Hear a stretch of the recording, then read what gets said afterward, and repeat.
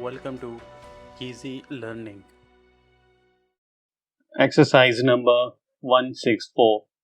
I know there is a variety of opinion, however, on almost all questions, and if there be any of my readers who doubt the benefit to be derived from such a study as I have referred to, and if they assert that, in their opinion, it would be a waste of time as well as money to procure such books, I ask them for their own sake and for that of other people in their position who may look at the matter from their own view, to weigh the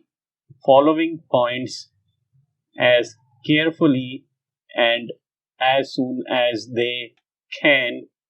How often do we come across such phrases as toad eater, salted accounts, etc.?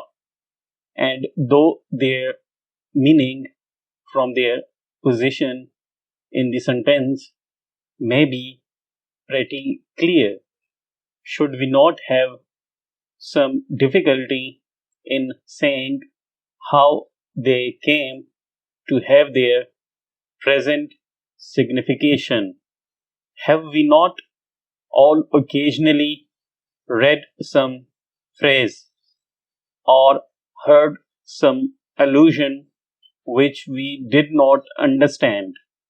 And have we not sometimes lost the beauty of a passage through our want of knowledge? I think there will be few who will dissent from this. Full stop.